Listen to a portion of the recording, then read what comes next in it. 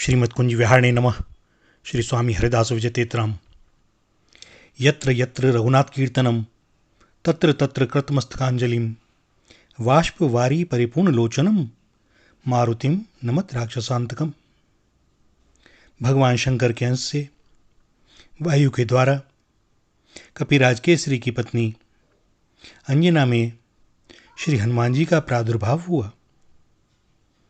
मर्यादा पुरुषोत्तम श्री राम की सेवा श्री शंकर जी अपने रूप से तो नहीं कर सकते थे, अतएव उन्होंने 11वें रुद्र रूप को इस प्रकार वानर रूप में अवतरित किया। जन्म के कुछ ही समय पश्चात महावीर हनुमान जी ने उगते हुए सूर्य को कोई लाल फल समझा और उसे निगलने के लिए आकाश की ओर दौड़ पड़े। उस दिन सूर्य ग्रहण का समय राहु ने देखा कोई दूसरा ही सूर्य को पकड़ने आ रहा है। तब वह उस आने वाले को पकड़ने चला, किंतु जब वायुपुत्र उसकी ओर बढ़े तो वह डर कर भाग गया और राहु ने इंद्र से पुकार की कि यह क्या हो रहा है। ऐरावत पर चढ़कर इंद्र को आते देख पवनसुत ने ऐरावत को कोई बड़ा सा सफेद फल समझा और उसको पकड़ने लपके। घबराकर देवराज ने वज्र से प्रहार किया। वज्रसेन की ठोड़ी अर्थात हनु पर चोट लगने से वह कुछ टेढ़ी हो गई और ये हनुमान कहलाने लगे। वज्र लगने पर ही मूर्छित होकर गिर पड़े। पुत्र को मूर्छित देखकर वायुदेव बड़े कुपित हुए। उन्होंने अपनी गति बंद कर ली। वायु के रुकने से सबकी श्वासें रुक गईं, सभी व्याकुल हो गए। अंत में हनुमान जी को सभी लोकपालों ने अमर होने तथा अग्नि जल वायु आदि से अभय होने का वरदान देकर वायुदेव को संतुष्ट किया। जाति स्वभाव से चंचल हनुमान जी ऋषियों के आश्रम में वृक्षों को सहज चपलतावश तोड़ देते और आश्रम की वस्तुओं को अस्त व्यस्त कर देते। अतः ऋषियों ने श्राप दिया कि तुम अपना बल भूले रहोगे। जब कोई तुम्हें तुम्हारे बल का स्मरण कराएगा तभी तुम्हें अपने बल का भान होगा। और इसके बाद से वे सामान्य वानर की भांति रहने लगे। माता के आदेश से भगवान सूर्यनारायण के समीप जाकर वेद वेदांग प्रभृति समस्त शास्त्रों एवं कलाओं का इन्होंने अध्ययन किया। इसके पश्चात किष्किंधा में आकर सुग्रीव के साथ रहने लगे। सुग्रीव ने इन्हें अपना निजी सचिव बना लिया और जब बाली ने सुग्रीव को मारकर किष्किंधा से निकाल दिया तब भी ये सुग्रीव के साथ ही रहे। सुग्रीव के विपत्ति के साथी होकर ऋषिमुख पर्वत पर ये उनके साथ ही रहते थे। बचपन में माता अंजना से बार बार आग्रहपूर्वक इन्होंने रामचरित सुना था। अध्ययन के समय वेद में पुराणों में श्री राम कथा का अध्ययन किया था और किष्किंधा आने पर यह ज्ञात हो गया कि परात्पर प्रभु ने अयोध्या में अवतार धारण कर लिया। ये बड़ी उत्कंठा से अपने स्वामी के दर्शन की प्रतीक्षा करने लगे। श्रीमद् भागवत में कहा गया है, जो निरंतर भगवान की कृपा की आतुर प्रतीक्षा करते हुए अपने प्रारब्ध से प्राप्त सुख दुख को संतोषपूर्वक भोगते रहकर हृदय वाणी तथा शरीर से भगवान को प्रणाम करता रहता है, हृदय से भगवान का चिंतन, वाणी से भगवान के नाम गुण का नाम कीर्तन और शरीर से भगवान का पूजन करता है, वह मुक्ति पद का स्वत्वाधिकारी हो जाता है। श्री हनुमान जी महाराज तो जन्म से ही माया के बंधनों से सर्वथा मुक्त थे ही। वे तो अहरनिश अपने स्वामी श्री राम के चिंतन में ही लगे रहते। अंत में श्री राम अपने छोटे भाई लक्ष्मण के साथ रावण के द्वारा भगवती सीता के चुरा लिए जाने पर उन्हें ढूंढते हुए ऋषिमुख के पास पहुंचे। सुग्रीव को शंका हुई कि हो ना हो इन राजकुमारों को बाली ने मेरे मारने के लिए भेजा है। सो हनुमान जी को उनका परिचय जानने के लिए सुग्रीव ने उनके पास भेजा।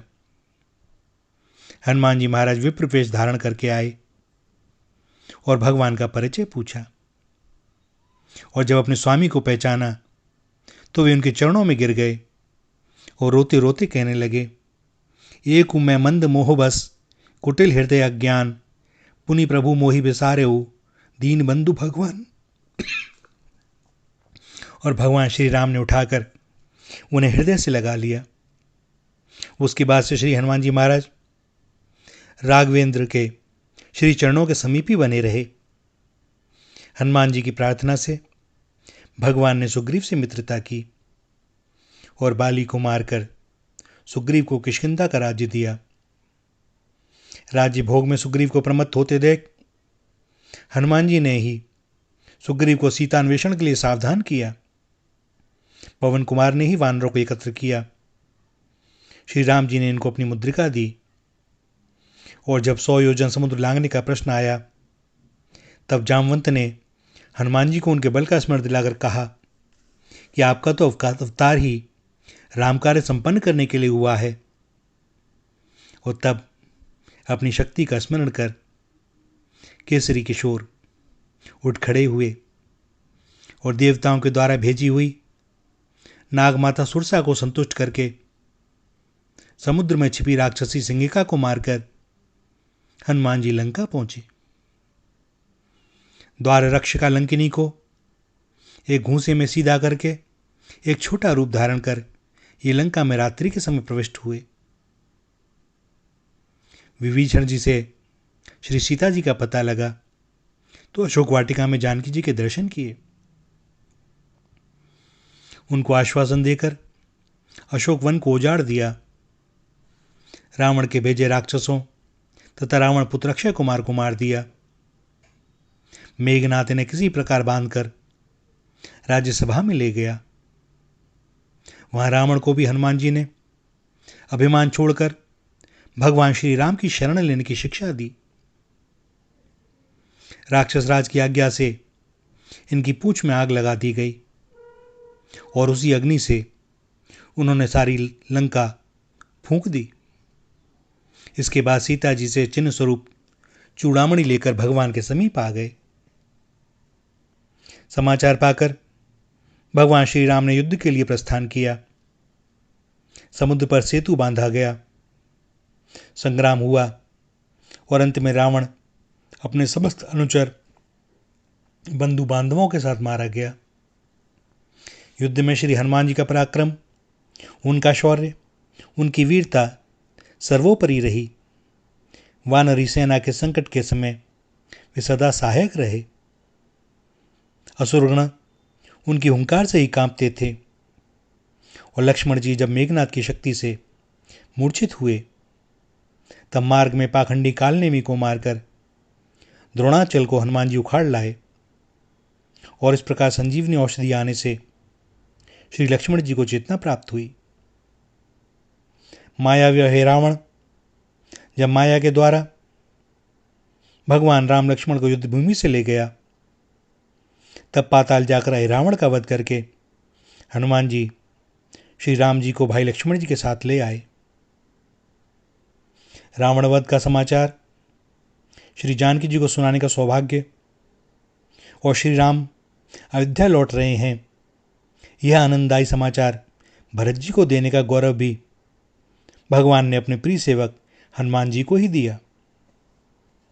हनुमान जी विद्या, बुद्धि, ज्ञान तथा पराक्रम की मूर्ति हैं, किंतु इतना सब होने पर भी अभिमान उन्हें छू तक नहीं गया।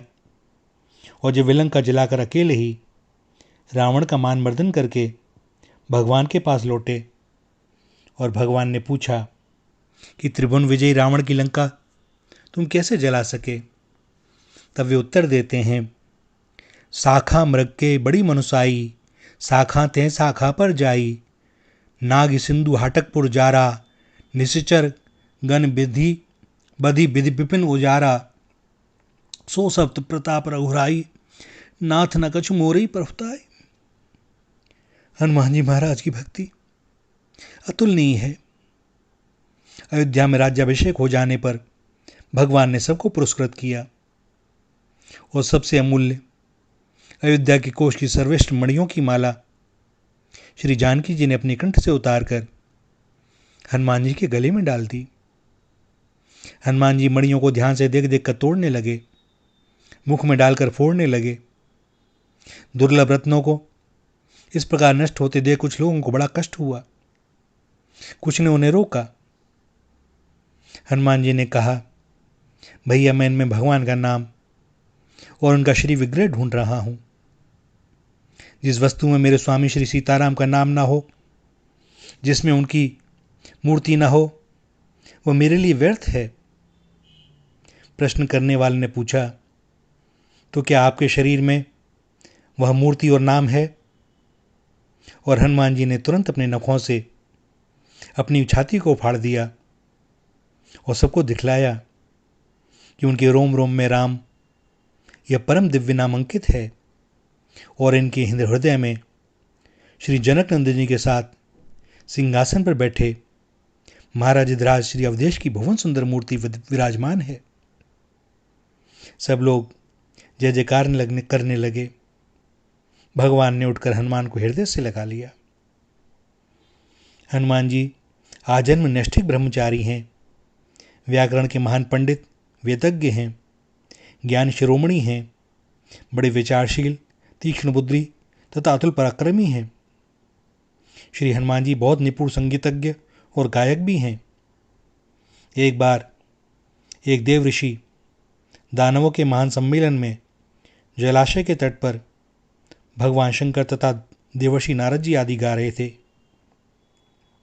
अन्य देवर्षि दानव भी योग दे रहे थे। इतने में ही श्री हनुमान जी ने मधुर स्वर से ऐसा गान आरंभ किया जिसे सुनकर सबके मुख म्लान हो गए। जो बड़े उत्साह से गा बजा रहे थे, सभी ने अपना अपना गाना छोड़कर केवल उस स्वर को सुनने लगे, मोहित से हो गए, स्तंभित हो गए। उस समय केवल हनुमान जी ही गा रहे थे। जब तक पृथ्वी पर भगवान श्री राम की कथा रहेगी, तब तक पृथ्वी पर रहने का वरदान उन्होंने स्वयं प्रभु से मांग लिया। श्री राम जी के अश्वमेघ यज्ञ में अश्व की रक्षा करते समय अनेकों महासंग्राम हुए और सब में हनुमान जी का पराक्रम सर्वत्र विजयी हुआ। महाभारत में भी इनके श्री कुमार का चरित्र है। वे अर्जुन के रथ की ध्वजा पर बैठे रहते थे और उनके बैठे रहने के कारण ही अर्जुन के रथ को कोई पीछे नहीं हटा सकता था। कई अवसरों पर उन्होंने अर्जुन की रक्षा भी की। एक बार भीम, अर्जुन और गरुण जी को अपने अभिमान से बचाया। कहते हैं कि हनुमान जी ने अपने वज्र नख से पर्वत की शिलाओं पर एक रामचरित काव्य लिखा। उसे देखकर महर्षि वाल्मीकि को दुख हुआ कि यदि वह काव्य लोक में प्रचलित हुआ तो मेरे आदि काव्य का समादर न होगा। ऋषि को संतुष्ट करने के लिए हनुमान जी ने वे समस्त शिलाएं समुद्र में डाल दी। सच्चे भक्त में यश, मान, बड़ाई की इच्छा का लेश मात्र भी नहीं होता। वह तो उन प्रभु का पावन यश ही लोक में गाता है, क्योंकि उसके अलावा उसे कुछ भाता भी तो नहीं।